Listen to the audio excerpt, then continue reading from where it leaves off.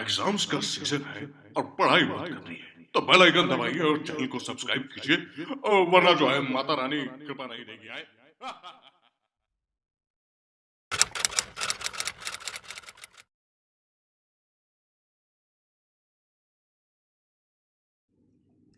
This is second part of question number 1 exercise 5.1. Question is the amount of air present in a cylinder when a vacuum pump removes 1/4 of the air remaining in the cylinder at a time. ठीक है, तो इस question में पहले आपको situation given है उससे आपको कैलकुलेट करना है। ठीक है, 2-3 टर्म्स को, और उसके बाद आपको ये देखना है कि जो आपके जो नंबर्स आ रहे हैं वो आपके एपी में है नहीं। ठीक है, तो क्वेश्चन का मतलब ये है कि एक आपका जो है सिलेंडर है, उसमें आपकी कुछ एयर है और उस एयर को हम वैक्यूम पंप से जो है रिमूव करते हैं, तो आपकी वन टाइम में 1/4 पार्ट जो है एयर का उसमें से जो है बाहर निकल जाता है। जो आपकी फिर एयर उसमें रिमेनिंग बची, उस एयर के लिए आपको ये बताना है कि आपकी एपी फॉर्म हो गई या नहीं। ठीक है, तो 1/4 पार्ट रिमूव हो गया, अब जो भी आपकी रिमेनिंग एयर उसमें है उसके लिए। ठीक है, क्वेश्चन को सॉल्व करने से पहले आप इसका अच्छे से मतलब समझिए। ठीक है, तो सपोज कीजिए आपके पास एक सिलेंडर है और उसमें आपकी जो है 20 लीटर एयर है। ठीक है, और हमने इसको पंप किया और इसकी हाफ एयर हमने निकाल दी, हाफ निकाल दी, और अब इसमें कितनी रिमेनिंग है? 20 थी, हाफ कितना हो गया? 10। अगेन पंप किया, अब हमने इसकी 1/4 निकाल दी। ठीक है, सॉरी, हमने उसी को स्टार्टिंग से हमने किया, पहले 20 था, हाफ किया, 10 आया, अब हमने उसी 20 वाले को ही फिर से किया, तो उसमें पहले 20 है और उसका किया 1/4। ठीक है, तो 20 का 1/4 का मतलब हो गया उसका फोर्थ पार्ट। तो फोर्थ पार्ट का मतलब हो गया, इसके हम अगर 4 पार्ट करें तो 5 5 5 5 से क्या हो जाएगा? 5। ठीक है, तो 20 का हाफ हो गया 10 और 20 का 1/4 हो गया 5। अब ये आपका 10 और 5 आया कैसे? ये तो हमने ऐसे ही अपने कॉमन सेंस से बता दिया कि 20 का हाफ 5 हो गया, सॉरी 20 का हाफ 10 हो गया और 20 का 1/4 5 हो गया, 4 पार्ट किए उसके। ठीक है, तो 1 पार्ट ले लिया हमने। अब इसको हम रिप्रेजेंट कैसे करेंगे? तो पहले हमने हाफ फाइंड किया, तो 20 और हाफ कितना होता है? 1/2। तो हम 20 की हाफ से मल्टीप्लाई करें तो हमें उसका हाफ मिल जाएगा 10। सेम अगर हम 20 की 1/4 से मल्टीप्लाई करें तो 20 का फोर्थ पार्ट, तो हमको मिल जाएगा 5। ऐसे अगर हमको निकालना है 20 का फिफ्थ, तो इसकी हम 1/5 से मल्टीप्लाई करेंगे तो आपका आंसर हो जाएगा 4। ठीक है, हमको निकालना है 20 का 1/10 पार्ट, कि अगर हम उसको 1/10 रिमूव करें तो कितना हो जाएगा? तो ये आपको हो जाएगा 2। ठीक है, तो किसी का भी हमको कोई भी पार्ट फाइंड करना है तो हम क्या करते हैं, उसकी उस पार्ट से कर देते हैं मल्टीप्लाई। ठीक है, तो ये तो मैंने वॉल्यूम लिया था आपका 20, अगर आप मान लीजिए आपका वॉल्यूम है वी। ठीक है, और हम इसका 1/4 निकालना, तो हम क्या करेंगे, इस वी वॉल्यूम की 1/4 से करेंगे मल्टीप्लाई, तो आपका क्या बचेगा? b/4। ठीक है, तो बस यही है इसका मेन कॉन्सेप्ट कि अगर आपको किसी भी नंबर का कोई पार्ट फाइंड करना है तो उस पार्ट की हम उस वैल्यू से क्या करेंगे? मल्टीप्लाई करेंगे। ठीक है, तो इस क्वेश्चन में आपके जो अमाउंट है, या हम उसको वॉल्यूम बोलें, तो वॉल्यूम है अमाउंट एक वैल्यू के रूप फॉर्म में कुछ भी गिवन है नहीं इस क्वेश्चन में। ठीक है, तो सबसे पहले हम क्या करेंगे, अमाउंट या वॉल्यूम को एक वेरिएबल की फॉर्म में एज्यूम करेंगे। ठीक है,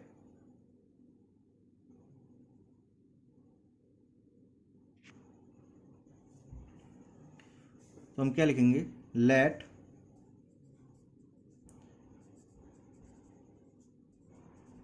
amount of air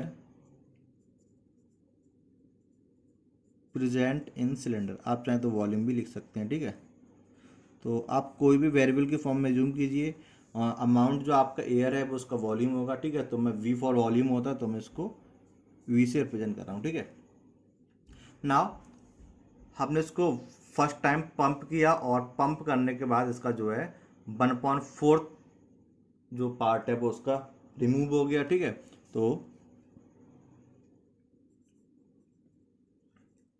amount of air left after pumping, हमने इसको फर्स्ट टाइम अभी पंप किया है और अब इसका जो है कितना अमाउंट बचेगा, तो पहले वी था और रिमूव हो गया 1/4 ऑफ वी।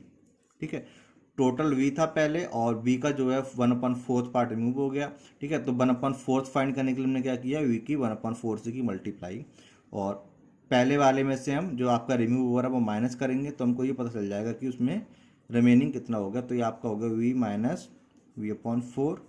इसको आप कैलकुलेट करोगे, इसके नीचे 1 होगा, इसमें 4 से मल्टीप्लाई करेंगे तो ये आपको हो जाएगा 4v माइनस v/4 से ये आपका हो जाएगा 3v/4, ठीक है। तो जब हमने फर्स्ट टाइम इसको पंप किया है तो आपका 3v/4 बचा। तो पहले v था और अब हमने फर्स्ट टाइम पंप किया तो 1/4 रिमूव हो गया, तो पहले वाले में से जो रिमूव हो रहा है उसको हमने कर दिया माइनस, तो आपका बचेगा 3v/4, ठीक है। अब नेक्स्ट टाइम हमने फिर किया अगेन, तो amount of air left after pumping again. अब देखिए आपको ध्यान देना है कि अब जो हमने पंप किया है वो ये जो रिमेनिंग एयर थी इसको किया है, पहले ये थी तो हमने जब पंप किया तो 1/4 इसका रिमूव भी, बट अब जो हम पंप कर रहे हैं वो ये जो आपकी रिमेनिंग एयर है 3v/4 इसको पंप कर रहे हैं और इससे अब कोई भी मतलब हमें नहीं है, ठीक है। तो अब हमारी क्या बची थी 3v/4 और इसमें से हमने रिमूव कर दिया इसी का फोर्थ पार्ट, इसका फोर्थ पार्ट नहीं, फर्स्ट टाइम किया था तो इसी में से इसका फोर्थ पार्ट रिमूव हुआ था, बट अब इसमें से इसका फोर्थ पार्ट रिमूव होगा तो इसमें से हमने माइनस किया इसके फोर्थ पार्ट को, तो इसका फोर्थ पार्ट का मतलब हो गया 1/4 इंटू और इसी में हमने मल्टीप्लाई की, ठीक है। तो ये हो गया फर्स्ट टाइम रिमूव करने के बाद, और ये इसमें से 1/4 तक और कम हो जाएगा, ठीक है। तो जो 1/4 फाइंड होगा वो इसका फाइंड होगा, इससे हमें कोई मतलब नहीं है, ठीक है। तो ये जो आपका न्यू बचा और माइनस उसका फोर्थ पार्ट, इसको हम सॉल्व करेंगे तो ये आपका हो जाएगा 3v/4 माइनस 3v/4 4 जा 16, और ये आपका फिर हो जाएगा, इसमें 4 से मल्टीप्लाई करेंगे तो 4 12v माइनस 3v/ इसमें 4 से करेंगे तो 16, तो ये आपको बचेगा यहाँ से 9v/16, ठीक है। तो हमको एक आप और फाइंड कर सकते हैं, ठीक है। तो amount of air left after pumping again. अब हमने फिर से इसको पंप किया, ठीक है। तो जब हमने फर्स्ट टाइम पंप किया था तो जो वी वॉल्यूम था उसका 1/4 रिमूव हुआ और 3v/4 बचा, अगेन पंप किया, अब 3/v जो वॉल्यूम है 3v/4 इसका 1/4 रिमूव होगा, ठीक है। तो इसमें से इसका 1/4 सब्ट्रैक्ट करेंगे तो आपका बचा 9v/16। अब हम इसको अगेन पंप कर रहे हैं तो अब इससे कोई मतलब नहीं, इससे भी कोई मतलब नहीं, अब जो अमाउंट रिमूव होगा वो 9v/16 में से रिमूव होगा, ठीक है। तो 9v/16 में से आपका रिमूव हो जाएगा इसी का 1/4 पार्ट, तो 1/4 ऑफ इसी का 1/4 होगा तो 3v/16। अब इससे और इससे कोई मतलब नहीं, तो ये आपका हो जाएगा 9v सॉरी ये आपको हो जाएगा अपॉन 16 माइनस 9v/16 4 जा 64, ठीक है। तो इसमें हमें 64 बनाने के लिए 4 से मल्टीप्लाई करेगा तो 9 4 जा 36 माइनस 9v/4 4 जा 64 हो गया ये आपका, तो ये आपका बचेगा 25v/64, ठीक है। तो आपकी जो सीरीज बन रही है वो ये A1 A2 A3 A4, ठीक है। तो इसको मैं ऐसे लिख लेता हूँ, चलो इसको मैं लिख दिया A1, इसको मैंने लिख दिया A2, इसको मैंने लिख दिया A3 और इसको मैंने लिख दिया A4। अब हमें कैलकुलेशन में कन्फ्यूजन नहीं होगी कोई, ठीक है। तो पहले अब हमें AP चेक करने के लिए डिफरेंस फाइंड करना पड़ेगा 2 कॉन्जिक्यूटिव या सक्सेसिव टर्म का, ठीक है। तो A2 माइनस A1 फाइंड करेंगे, फिर A3 minus A2 A4 minus A3 और देखेंगे इक्वल आ रहे हैं नहीं, ठीक है। तो first of all A2 minus A1 equal होगा A2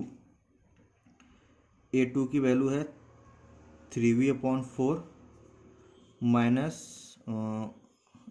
A1 की वैल्यू v, तो या इसके नीचे 1 होगा तो 4 से मल्टीप्लाई करेंगे तो 3v माइनस 4v अपॉन 4 से हो जाएगा आपका -1v या v अपॉन 4। ठीक है, अब a3 माइनस a2 करेंगे तो ये आपका हो जाएगा a3 आपका आया था 9v अपॉन 16 माइनस और वो आपका आया था 3v अपॉन 4। तो इसमें 4 से मल्टीप्लाई करेंगे तो ये हो जाएगा 9v माइनस 4 3 जा 12 अपॉन ये हो जाएगा 16। तो यहाँ से आपका बचेगा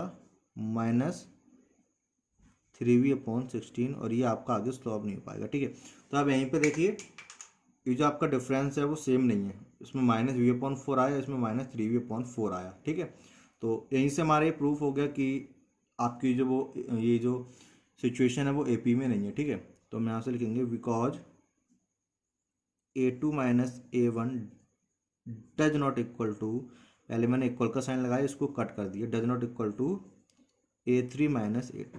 ठीक है, so it does not make an AP।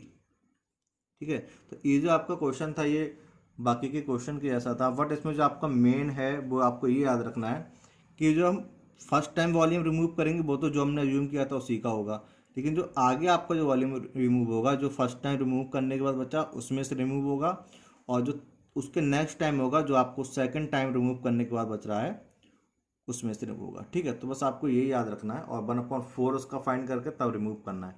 तो इनिशियल में से पहले हमने फर्स्ट टाइम 1/4 को सब्ट्रैक्ट किया, देन 3/4 बचा उसका 1/4 फाइंड करके 3/4 में से उसका 1/4 रिमूव किया, देन आपका जो 9v/16 बचा उसका 1/4 फाइंड करके 9v/16 में से उसका 1/4 सब्ट्रैक्ट किया। ठीक है।